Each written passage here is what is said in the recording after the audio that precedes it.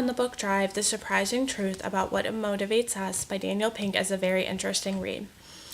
As I've worked in a human resources department for my entire professional career, there have been several instances where I really truly felt that I knew what motivated employees. However, after reading this book, it has come to my attention that I really don't know what motivates employees.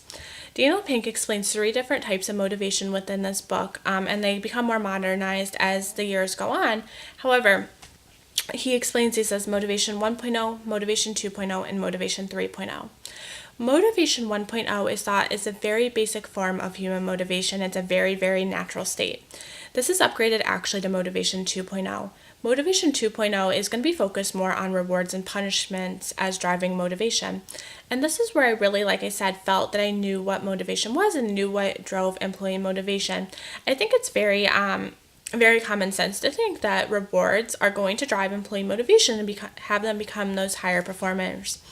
And then Motivation 3.0 is the most modern type of motivation, and this focuses on how industries can be successful and what type of motivation is needed from employees and from management to get industries to that successful point.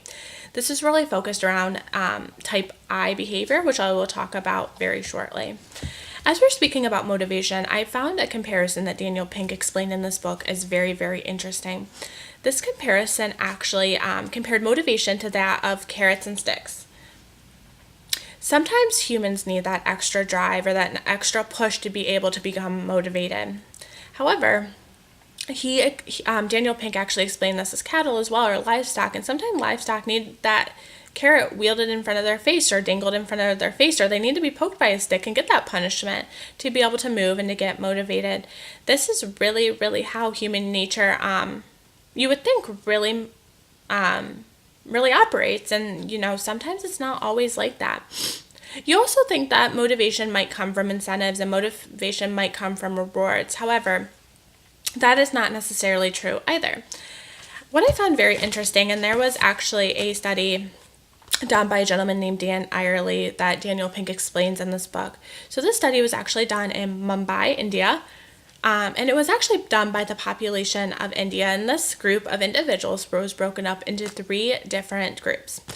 These groups were each given an incentive. One was a very low incentive, and then it got higher as the groups went on. So the first group was given an incentive of 4 rupees, which is similar to 1 day's pay in India, to do simple tasks like kicking a soccer ball or throwing a tennis ball through a hoop.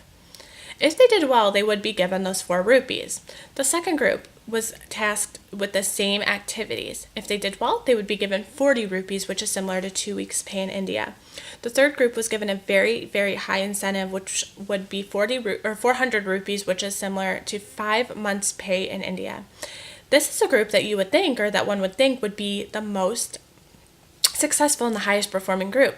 However, after reading through this book, it was actually discovered that the group that had 400 rupees and that was given 400 rupees actually performed the worst.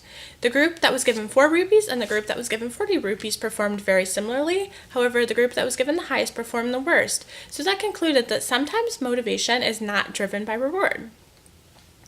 This kind of led me into to read a little bit farther and to read into what Daniel Pink explained as type I and type X behavior.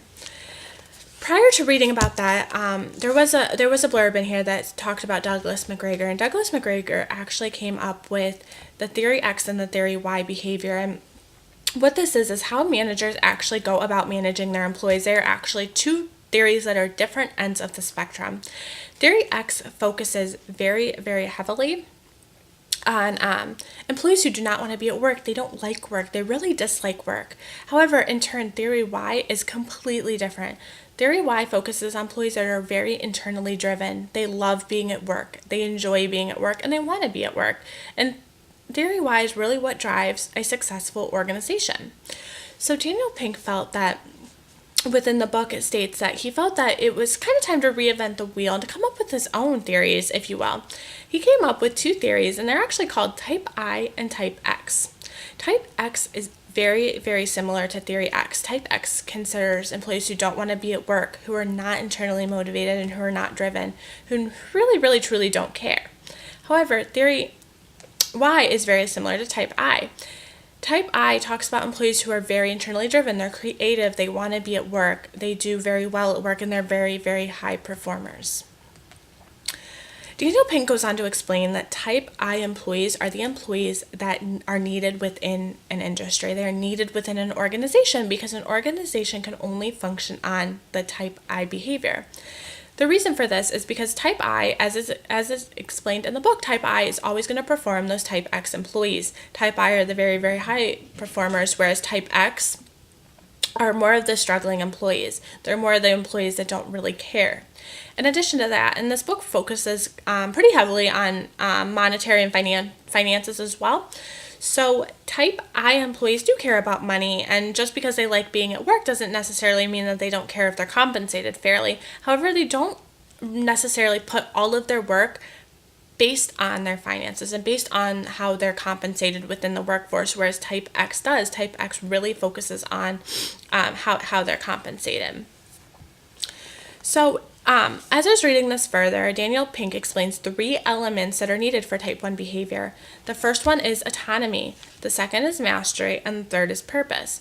Daniel Pink felt that autonomy is where the employee is truly engaged and then the employee has that creative self-direction.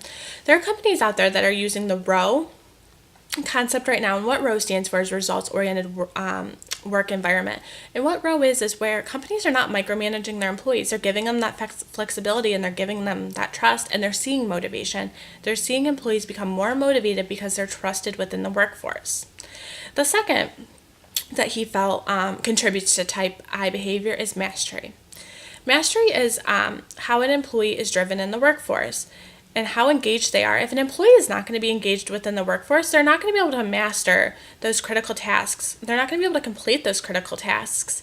They need to feel that they're engaged, and they need to feel that they're motivated to continue to work and continue to do their best. And then lastly, purpose. And I think purpose kind of explains itself. In order for purpose to be there, autonomy and mastery also have to be there. So Daniel Pink explains purpose as having that purpose within the industry, really feel like they're really contributing, really feel like they're doing a great job. So with all 3 of those elements combined together, autonomy, mastery, and purpose, a Type 1 environment will be built.